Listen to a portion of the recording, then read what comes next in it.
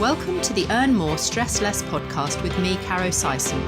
This podcast is for self-employed business owners just like you, who really want to grow their business and become successful and profitable, but without all the stress and hassle. I want to share my 30 years of business experience to show you how simple it can be to earn more money and how you can get organised without needing a business degree or any other qualifications. I'll be talking about the easy steps that you can put in place right now to start earning more money today and to help you get the business that you deserve and dream of. Without further ado, let's get started. This week's podcast is sponsored by Pocket PA, helping self-employed business owners to get organised, understand their finances and do their accounts all in one place using a powerful online tool. If you're serious about making a profit and having a successful business, then using a simple digital web app like Pocket PA is the best way to grow and scale your business. Visit pocketpa.com for more details and start managing your money like a pro today.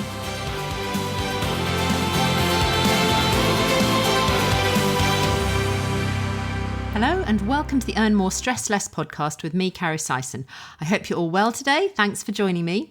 In this episode, I'm really excited to have Emma Stonham with us. She's going to share with us her journey into self-employment as a home organiser, and she's definitely the kind of person that we all need on speed dial to call upon when our place just needs a good old-fashioned declutter. In this episode, you'll not only hear Emma's journey, but she's also going to share with us some valuable tips and tricks to help you get started with your own home spring clean. Emma, welcome. Thank you for coming on with us today. How are you? I'm very well. Thank you so much for having me. Very excited to chat. Good. And you're a home organizer. I love that phrase. I love that whole title. Is that something official that you self-declared, or is that something that is now a thing and a careers option for people when they leave school as becoming a home organizer? Well, it should be. It's the best. In America, everyone calls themselves professional organizers with a Z. And I thought, you know what? I've not had to do any professional qualifications. I don't feel like I can put professional at the front of my job title. I'm going to put certified. Or certified, yes. So yes. I thought, I'm going to call myself a home organizer. It does what it says on the tin. And I have seen other organizers call themselves the same thing. So probably gone through the same thought process. That's so good. And how long have you been a home organizer, Emma? Not for too long, since 2020. I'm very much one of these people that went through the big resignation and thought, you know what? Life's too short. I'm going for it. You saw the light. Yes, absolutely. And now you're shining yours. Emma, it would be really interesting to just hear your sort of progression and how you got to where you are at the moment, if you're happy to share that with us. Yeah, absolutely. I mean, I guess to start with, I should probably say I've always been that really annoyingly organized friend, you know, the one with the spreadsheet for everything, neat, can't understand why people don't want to get there 3 hours early. I probably still am that annoying friend. And even to the point, I remember when I was 18, I wanted to go to university to do events management and be planning. And of course, at the time, that wasn't a thing. So my parents said, no, you're not doing that. Go and do something proper. And I was gutted. And now thinking back to it, I'm like, I should have done it, because now look how big event planning is. So I kind of forgot about that for a lot of years. And I worked for an accountancy firm for most of my career. I then didn't go to university or anything like that. And it wasn't until I started looking at becoming self-employed, I remembered about the event planning and thought, I've always wanted to do something within organisation. And I'd watched the shows for years, you know, Hoarders, The Home Edit, and all of those types of things. Yeah, always loved that kind of thing. It's always fallen quite naturally to me. And in 2020, things went a little bit wrong. At the end of 2019, I became a single parent to two very small children. And my job at an accountancy firm went from kind of 5-hour days to 16-hour days. Homeschooling, you know, we've all been there. We've all had the real trials and tribulations of lockdown in our own way. And I completely burnt out. And all of a sudden, my home wasn't working for me anymore. The clutter was starting to build up and it just added to the overwhelm. And then my organized brain kicked in and I started to fix it. And I've always appreciated the organizing way and actually realized, wow, how much this can benefit somebody that is feeling overwhelmed, stressed, out of control in every other area of their life, which was exactly what was happening to me at the time. And changed my home, put new systems in place for me as a single mum. I needed it all different, got rid of things, decluttered it, bring in the new and all of that. And I thought I would love to do this for other people. I was like, I've always appreciated a tidy home and an organized home for myself, just for the sake of it, and actually realizing the benefits it can have on every other aspect of your life, the confidence of feeling in control, the time-saving benefits. And so I started Googling, and then I realized how big it was in America for a career. And I was like, I'm doing it. It wasn't a question anymore of I would love to do something like that. It was, I'm doing it. I'm going to find a way to do it. And then that's so exciting. And you didn't know anyone else in your local area, or you didn't know anyone at that point in the UK? You hadn't sort of spotted anyone doing it? No, not at the time. I mean, there were plenty of people. It just wasn't something that was on my radar at all. And of course, it's one of those things, once you see it, it's everywhere. They seem to be everywhere. Yes, yeah, exactly. Once it's been flagged up. Yeah, so it's great. So I did a few courses with the Association of Professional Declutterers and Organisers. Gosh, so there is a professional body for it. Is, who would have thought? Yeah, there is. And you can search for an organiser on their website and everything. Wow, that's amazing. And just started the journey, helping friends and family organise, trying to get a bit of experience in organising for other people. Yeah, and worked my way from there until one day I was like, you know what? I'm going to take the leap, quit my job, went completely cold turkey and dove straight into self-employed life. Yeah, that's so interesting. So did you start to build up a client base with while you were actually working and being employed? Was that the strategy that you took, or you just literally decided to, give your notice in one day and then start looking for clients the next? Yeah, pretty much, which is probably the wrong way to do it. Yeah. Okay, so there was a sense of urgency by doing it that way, that you suddenly, you didn't have any income at all to support you, and you literally had to go out and find clients, or the bills weren't going to be paid. Was that your situation? Absolutely. Yeah, it was exactly that. And I think in hindsight, I probably should not have just done that. I wouldn't recommend it to people. It was very impulsive and spontaneous. Which is not like me. Okay. But I think where I'd just gone through a divorce, I'd just sold the family home. I'm only 34, so it was a lot to be going through. I was completely burnt out, hated everything. And I was like, you know what? Life is too short. Let's just do it. What's the worst that can happen? I've got to go get a job again in 6 months' time. Yes. So was that the runway that you gave yourself? You felt that you had enough of a buffer or a backstop to be able to really make or break within 6 month period? Was that where you'd sort of looked at with your finances? Yeah, exactly that. And I downsized the home as well. So that helped, because I didn't need to earn as much as what I did before.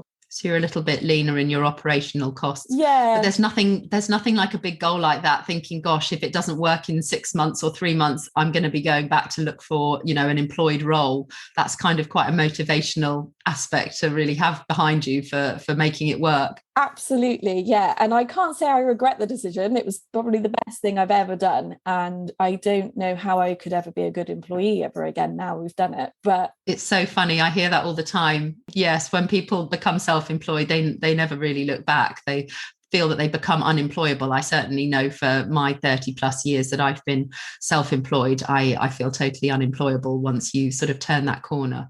Just for all of the freedom options that it gives you, it comes with a whole load of other responsibilities and commitments and things that you have to do when you are self-employed. But that whole freedom aspect of in your mindset and stuff, that's just something that can't be compared to an employed role, I think, certainly for me anyway. Oh, absolutely. And the control over being able to be there for your kids and work when you want, even if that means you work more. But absolutely.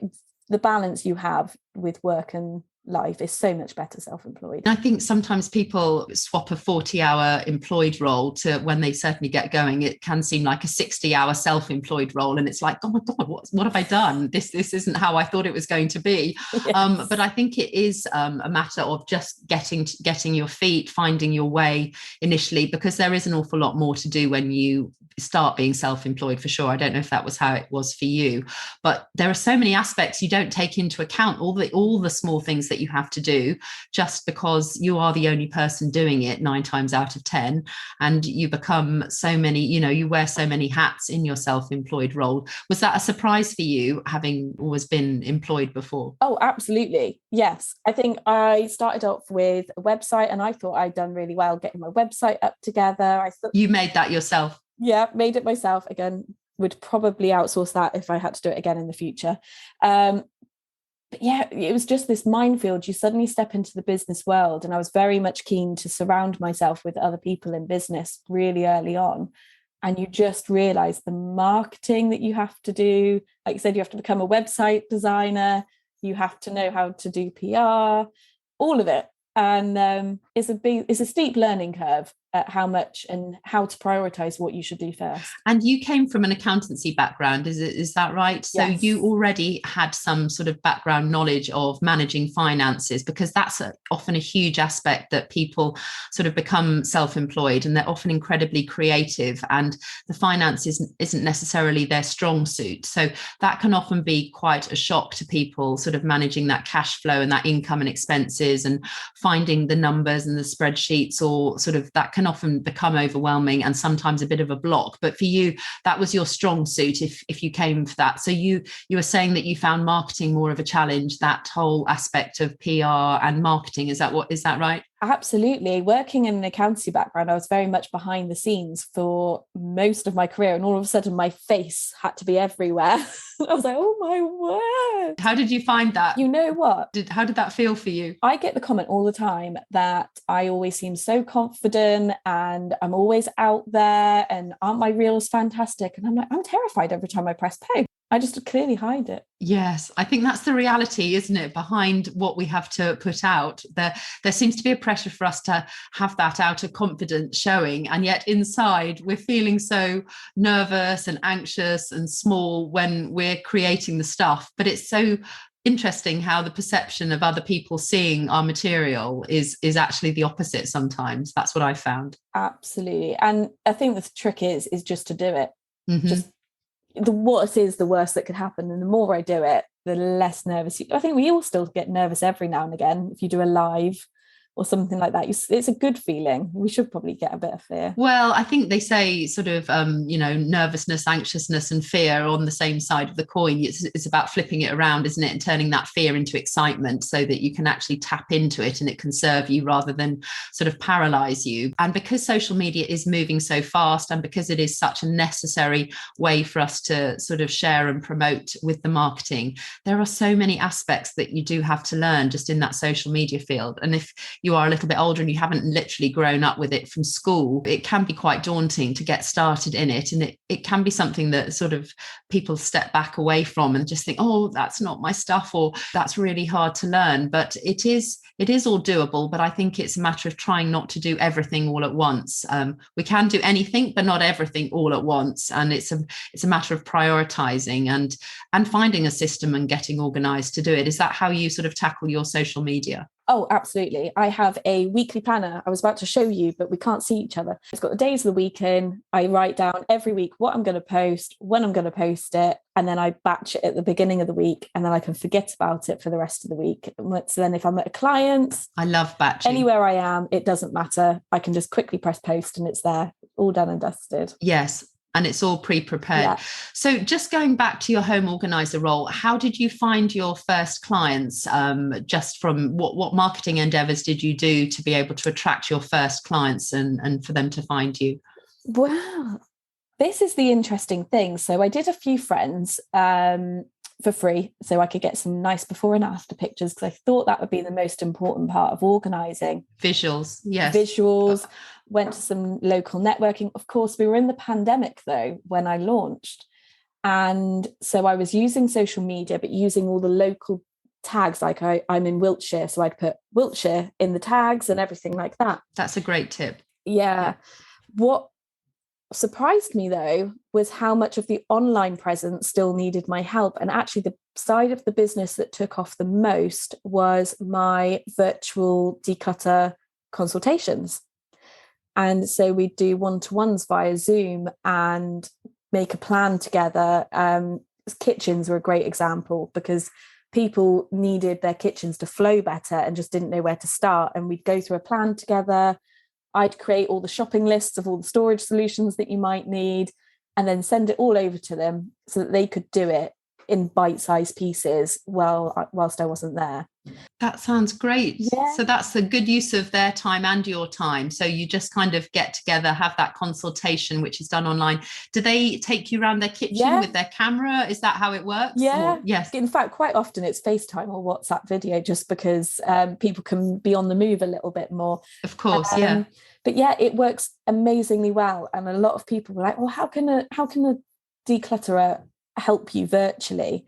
But actually, a lot of people want to do it themselves. They just don't know where to get started. And having no choice, because I couldn't go to their homes, we could test it out a little bit more. And it's continued to be really popular. I think it's about having that accountability, isn't it, as well, to have somebody that's, you've paid for somebody to have a consultation, they've given you some solutions, and now you need to implement it. And there's nothing quite, when people pay, they pay more attention. So if you're left to do those things to your own device, it's like, yeah, I'll do it at the weekend, I'll do it next week or next month, and then it just doesn't get done.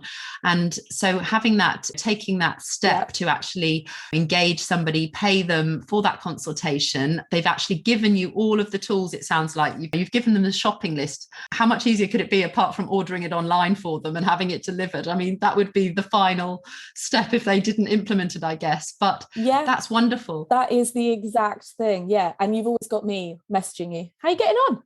Do you need any help? Just because I'm nosy and I want to see it as well. Yeah. Do you then meet up after they've supposed to be implemented it to just have a look through and sort of inspect it, as it were? Or how does that work? Yeah, we have a voluntary catch-up call. So they can, usually I'm getting pictures and videos throughout anyway.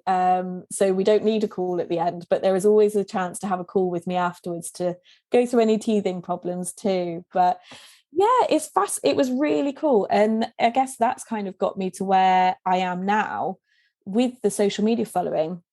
I realized how inaccessible organizing help and the education behind it and the why behind it, because that's the bit I like. I like all the research and the why is that beneficial? And how many people wanted to organize but couldn't necessarily afford to hire an organizer to come to their home. Or for a one-off consultation. And so I just asked my Instagram, I said, who wants to come and join me on a Zoom? I've got an idea. I just want to run it by you. And I had an amazing response. And we all got on a Zoom and I run past this membership with them. And so it was something that was accessible where I could teach them that everything that's in my head and they could do it in their own time with my support in the background as well. What a great idea. So this is a group of people like on a Facebook group. Do you do it on a Facebook forum or another sort of membership site? No. So I took it out of Facebook because I find that Facebook groups can get hidden in the newsfeed. There's a lot going on in the newsfeed. And so you might not get notified of everything. So we have a community chat in an app outside of that. And then they have a membership area where they can access their training as well. So yeah, then the community is incredible. So you've effectively set that up in your self-employed business to have a membership as another stream of income within your sort of options on what you do. That's amazing. Yeah. So you didn't know anything about membership sites or how to any of that. So that was all a steep learning curve for you. So you've learned all of that over sort of COVID and lockdown and that sort of thing. I went into business thinking I was going to be going to people's homes in the local area. That would be it. And now I speak to people all over the place. In the UK or anywhere else? I've had one client in France. Right. And I've got a few Australian people I chat to quite regularly. They've not a client yet, but yeah. That's the power of the internet. In the olden days, we would just literally be servicing people in our village, in our town.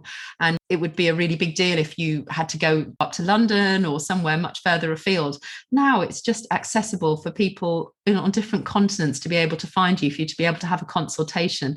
And I think that is part of what's so exciting for self-employment. And I was interested how you you had said that it's such a big thing already in the USA and it's kind of like trickling over. That's quite a common theme. When you start to look into something in the UK, you suddenly find that it's actually already gone huge in the US or perhaps Australia, that sort of thing. So there's lots of things that you can pick up from what they might be doing over there and bring over to the UK, I guess, and implement more locally. Is that the case? Oh, absolutely. I mean, I was looking to them when I was starting to set up like my payment structures. Would I do it on package? Would I do it by hourly? And I looked to all of those organisers over there for advice. There's lots of Facebook groups to get advice from as well when setting up. And also to look at the styles they used and what would be right for me. And that's, again, where you just grow and develop. I think everyone does in business. You start off in one place and end up somewhere completely different. It's like a wiggly line, isn't it? There's no direct A to B. It's always like a scenic route. And it's so interesting because you can follow when you are self-employed, you can literally go down any direction that really seems to get traction or that takes your interest or seems more profitable, and you can see somebody else doing something, and that's great that you had a community of other home organizers in the US that you could call on, because I think it's about not seeing everyone like that as your competition. There's enough room for everybody to service the size communities that we have on our doorstep. Oh, absolutely. And I think the thing is, home organisers, I think, are always going to be wonderful, wonderful humans because of what they're doing in people's homes. It's transformational, isn't it? Yeah. And you've got to be a trustworthy person because people are trusting you with things that they wouldn't even show other people, that get hidden behind cupboard doors. And so everyone is so open and trusting and lovely in those groups. So it is a really lovely community to be part of. And going to help somebody that's feeling overwhelmed in a really cluttered space, it may be that they're struggling. And so to open their doors to you, that makes them quite vulnerable, I think, because we all put things in drawers and stuff that we wouldn't openly share with other people, and you forget what you do have stuffed in your drawers and stuff. So to have somebody, a complete stranger, come, that is quite a vulnerable position, and so it is a privilege for you to be invited in, that they've wanted to engage your services to share with you. So I think that's and I know that you've also done some work with, I think they call it hoarding. Is that a really different area to somebody that's just having a home organizer? Is this something that is quite a different set of clients? Yes. So although I don't work with those with a diagnosed hoarding disorder, because that comes with a different specialism. Because it is a disorder, isn't it? When people just can't let go of things and they live in quite a chaotic state, the detriment of everything to their own health and hygiene. And it's actually a condition, isn't it? It is. It's a diagnosed condition. And at that point, you're then working with psychiatrists and social workers and all sorts. But there are a lot of people that would say self-diagnose themselves as a hoarder, but don't necessarily have a hoarding disorder. But it's usually quite closely linked with other mental health issues. And so what they may see as a hoarding problem is usually linked to something else. So it's manifesting as hoarding, and they're holding on to possessions and things because of...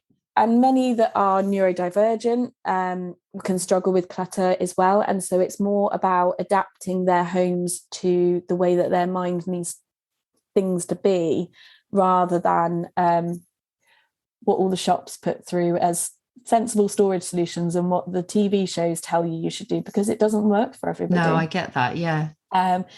It's a very different approach, and we do it small sections at a time. I'd only go for an hour, and we'd focus on one small area rather than tearing a room apart. Because it can be so overwhelming, I think, for people to know even where to begin. So to actually have a designated person like yourself, it must be quite a saviour for people to be able to feel that they've got that support and that kindness and empathy to understand that this isn't how they want to live anymore, but it's painful for them to perhaps move into a new space which is unfamiliar to them. It's the same when any of us go through a change. It can be scary and that sort of thing.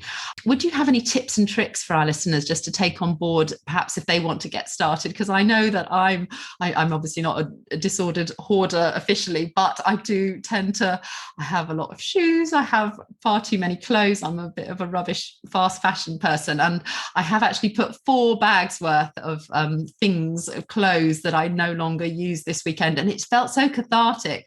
But actually there has to be a trigger to get going. And we had some new carpets going in. So it sort of forced me into doing something because everything had to come out. But what would be some tips and tricks that you could share, Emma? That would be ideal. Okay, should we start with the wardrobe then? Should we stick with the wardrobe? That's a good one. Okay, yes.